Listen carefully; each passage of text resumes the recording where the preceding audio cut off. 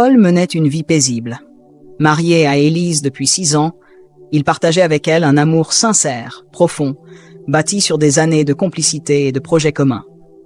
Ils avaient traversé ensemble les épreuves du quotidien, les joies simples comme les grandes décisions, et il n'y avait aucun doute dans son esprit.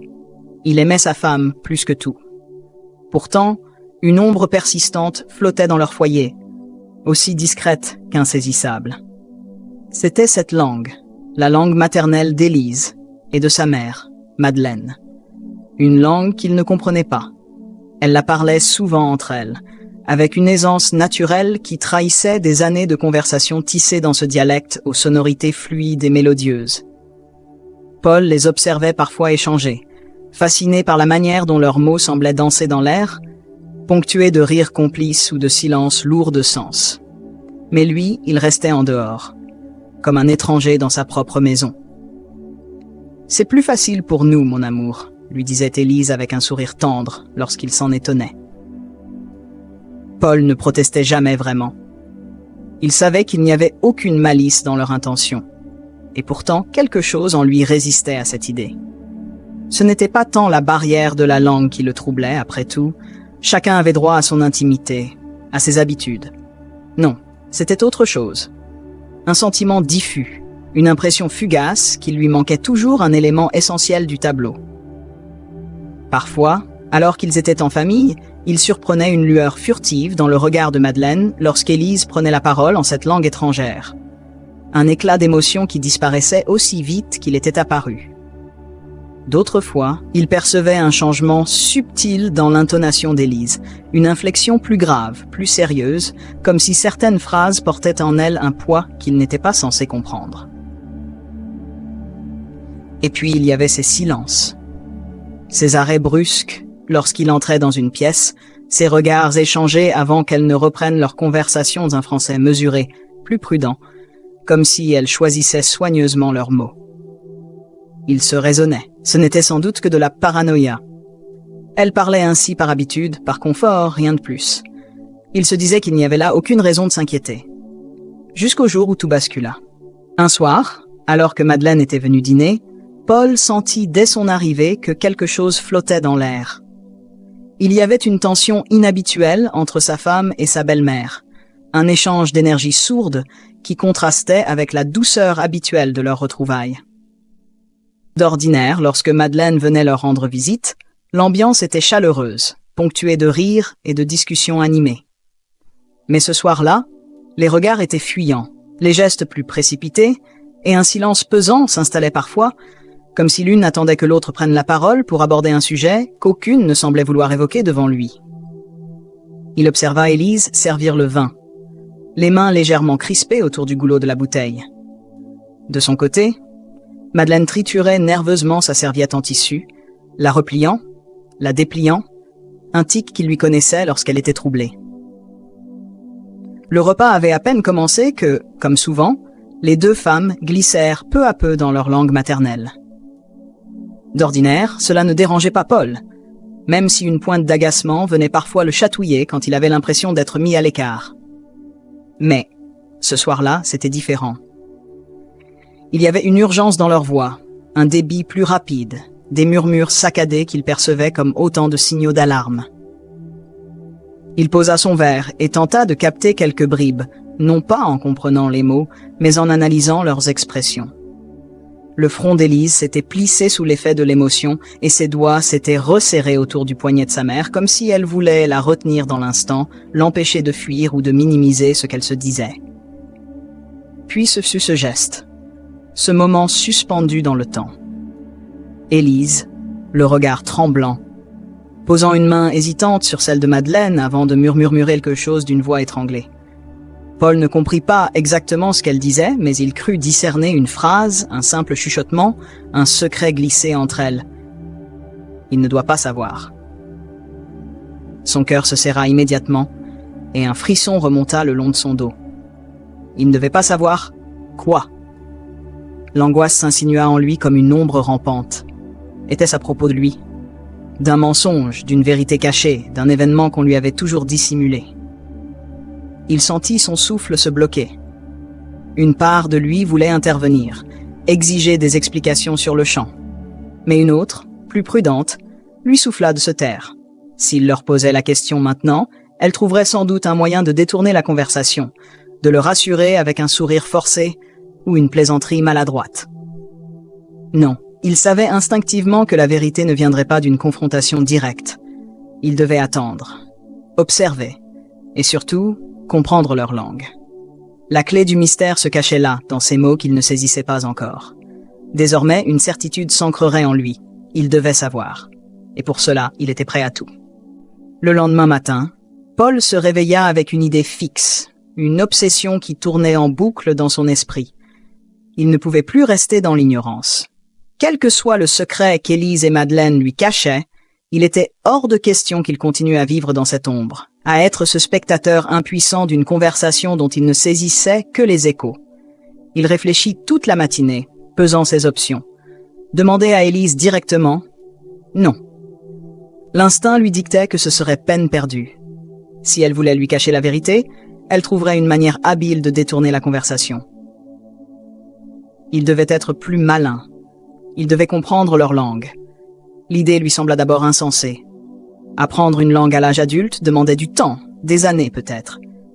Mais l'image d'Élise murmurant « il ne doit pas savoir » lui revint en mémoire et raviva cette flamme de détermination brute. Il était prêt à tout. Sans attendre, il se mit à la recherche d'un professeur privé. Après plusieurs appels infructueux, il trouva enfin quelqu'un. Jean-Luc Garnier, un linguiste renommé, spécialiste des langues rares et passionné par leur transmission. Lorsque Paul l'appela, il expliqua sans détour qu'il voulait apprendre vite et intensément, qu'il était prêt à consacrer tout son temps libre à cette tâche. Jean-Luc, intrigué par cette volonté si brûlante, accepta de le rencontrer dès le lendemain. Dès leur première leçon, Paul comprit qu'il ne pouvait pas aborder cette langue comme un simple exercice académique.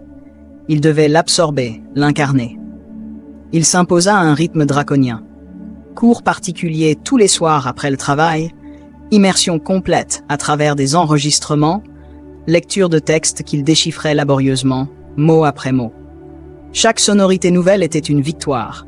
Chaque phrase comprise, une avancée vers la vérité. Les premières semaines furent un combat. Il peinait à articuler certains mots, trébuchait sur des tournures de phrases complexes, s'impatientait de ne pas progresser aussi vite qu'il l'aurait voulu. Mais une chose le portait. Il devait comprendre. Cette nécessité transforma son apprentissage en obsession. Il se surprit même à rêver dans cette langue, à répéter en boucle des dialogues qu'il imaginait entre Élise et Madeleine, tentant de combler les trous avec ce qu'il connaissait déjà. Puis, il y eut un déclic. Un soir, alors qu'il révisait seul dans son bureau, il réalisa qu'il venait de lire une phrase entière sans avoir besoin de la traduire mentalement. Les mots avaient enfin du sens, ils ne lui étaient plus étrangers. Il sentit une exaltation soudaine, il était prêt. Quelques jours plus tard, le destin lui offrit l'occasion qu'il attendait. Ce soir-là, il rentra plus tôt que prévu. La maison était plongée dans une lumière tamisée, et au loin, il perçut des voix. Élise et Madeleine étaient dans le salon, engagées dans une discussion animée. Mais cette fois, lorsqu'il tendit l'oreille, il ne fut plus ce simple spectateur passif. Il comprit chaque mot, et ce qu'il entendit lui coupa le souffle. Paul resta figé un instant, le souffle suspendu, le cœur battant si fort qu'il résonnait jusque dans ses tempes. Il avait entendu ces mots, il les avait compris sans effort, et pourtant leur sens lui paraissait encore irréel, comme un écho lointain qui refusait de s'imprimer dans son esprit. Paul ne doit jamais savoir la vérité sur son père. Un frisson parcourut son échine, glacé et implacable. Son père.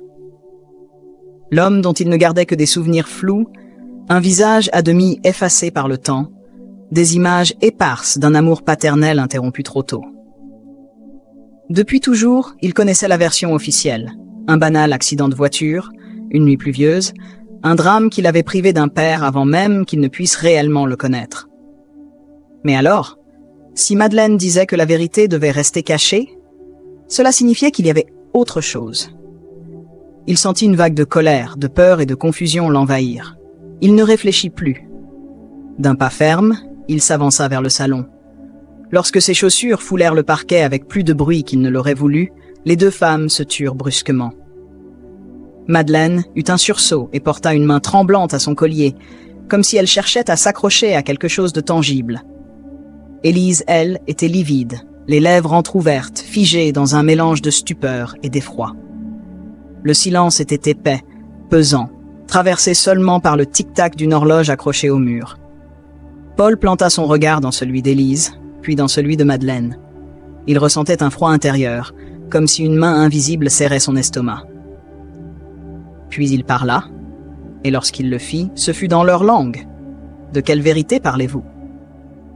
Madeleine blêmit aussitôt. Sa gorge se serra et son regard vacilla, cherchant une échappatoire invisible. Élise porta une main à sa bouche, ses yeux s'embuant de larmes. Paul ne détourna pas les yeux. Il venait de prononcer sa première phrase fluide dans cette langue. Ce moment, il l'avait imaginé 1000 fois en apprenant chaque mot, chaque structure grammaticale, chaque intonation. Mais il n'avait jamais pensé que sa voix sonnerait aussi froide, aussi tranchante. Personne ne répondit. Le silence s'étira, douloureux, insupportable. Puis Madeleine baissa la tête, et sa voix s'éleva enfin, presque un murmure. « Mon Dieu, tu comprends ?» Elle croisa le regard de sa fille qui hocha imperceptiblement la tête, submergée par l'inéluctabilité de l'instant. Paul sentit son cœur se serrer davantage. Oui, il comprenait. Et il savait désormais que la vérité qu'il s'apprêtait à entendre changerait toute. Paul sentit un vertige s'emparer de lui. Le monde autour de lui vacilla, comme si la gravité elle-même avait cessé de faire effet. Les mots de Madeleine flottaient encore dans l'air, accrochés au mur du salon, à la lumière tamisée de la pièce, à l'air lourd qui pesait sur sa poitrine. Ton père n'est pas mort dans un accident. Il a été tué. Il n'arrivait pas à comprendre, ou plutôt, il refusait de comprendre. Toute sa vie, il s'était construit autour d'une histoire simple, tragique, mais compréhensible. Un accident, une fatalité, un de ces drames qui brisent des familles et laissent un vide irréparable. Mais il n'avait jamais imaginé qu'un mensonge avait été tissé autour de cette histoire, qu'on lui avait caché une vérité aussi terrifiante. Il riva son regard sur Madeleine, qui s'effondra sur le canapé, le visage ravagé par des larmes silencieuses. Ses mains se crispaient sur le tissu de sa jupe, comme si elle cherchait un refuge dans ce geste dérisoire. Paul fit un pas en avant, le cœur tambourinant dans sa poitrine. « Comment ça? Il a été tué? Par qui? Pourquoi ?» Sa voix était rauque, presque étranglée par l'émotion brute qui menaçait d'exploser à tout instant. Madeleine ouvrit la bouche, mais aucun son n'en sortit. Elle secoua la tête lentement, incapable d'affronter ce qu'elle devait dire. Alors, ce fut Élise qui parla. Sa voix tremblait, mais elle n'évitait pas son regard. « Ta mère t'a toujours dit que c'était un accident pour te protéger.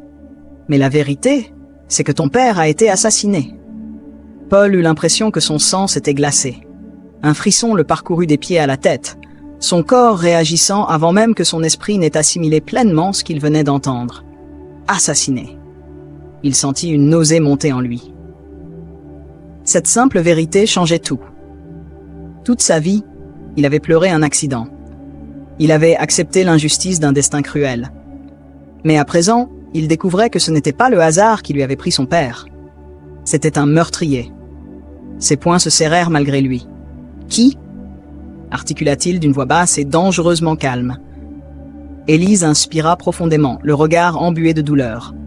Puis elle lâcha la dernière pièce du puzzle, celle qui fit voler en éclats tout ce que Paul croyait savoir. « La personne qui a couvert ce meurtre, c'est mon propre père. » Un silence de plomb s'abattit sur la pièce. Paul sentit l'air lui manquer. Le père d'Élise, son beau-père, cet homme qu'il connaissait, qu'il avait côtoyé sans jamais soupçonner l'ombre qui planait derrière lui. Tout s'effondra en lui, et il comprit qu'il venait de franchir un point de non-retour. Paul sentit la colère monter en lui comme un raz de marée, brûlante, irrépressible. Chaque fibre de son être hurlait sous l'impact de la trahison. Son père, assassiné. Et la vérité cachée par sa propre famille, par Madeleine, par Élise. Il recula d'un pas, comme si la distance pouvait apaiser le feu qui ravageait son cœur. Ses poings se serrèrent malgré lui, sa respiration devint saccadée. Il voulait crier, hurler, exiger des explications. « Depuis combien de temps le savez-vous » Sa voix n'était plus qu'un mur tendu, mais chaque mot était une lame acérée. Élise ouvrit la bouche, mais aucun son n'en sortit. Ses yeux étaient embués de larmes et son visage exprimait une douleur sincère. Madeleine, elle, semblait brisée. Elle baissa la tête, incapable de soutenir son regard. « Depuis toujours, » souffla-t-elle finalement. Paul sentit son estomac se nouer. « Depuis toujours. » Cela signifiait qu'à chaque repas de famille, à chaque anniversaire, à chaque Noël passé en leur compagnie, elle savait. À chaque regard posé sur lui, à chaque sourire échangé, elle portait le poids de ce secret. La rage menaçait de l'engloutir. Mais alors qu'il allait exploser, une autre émotion vint percer cette colère dévorante. La compréhension. Un flot de souvenirs se mit à défiler dans son esprit sous un jour nouveau. Les conversations à voix basse entre Élise et Madeleine, les hésitations lorsqu'il posait des questions sur son père, ces silences lourds qui planaient parfois après un mot de trop. Elles ne l'avaient pas trahi. Elles avaient essayé de le protéger. Ce qu'il avait pris pour des complicités secrètes, des conspirations murmurées dans une langue étrangère, ce n'était pas de la dissimulation contre lui. C'était une tentative maladroite, désespérée, d'empêcher la vérité de le détruire. Sa poitrine se serra. Et si, pendant tout ce temps, elles avaient eu peur qu'il découvre ce fardeau trop lourd à porter? Il vit les larmes silencieuses couler sur les joues d'Élise. Elle, qui l'aimait plus que tout, avait porté seule ce poids, prisonnière d'un dilemme impossible. Lui dire la vérité et risquer de briser leur monde, ou le préserver dans l'illusion pour lui éviter une douleur insoutenable. Paul détourna le regard et passa une main tremblante sur son visage. Il était en colère. Il avait mal. Mais plus encore, il était transformé. Le Paul d'avant n'existait plus. Désormais, il savait. Et il allait devoir affronter cette vérité, quel qu'en soit le prix. Paul passa la nuit à fixer le plafond de leur chambre, son esprit envahi par un tourbillon de pensées. Son corps était épuisé, mais le sommeil refusait de l'emporter.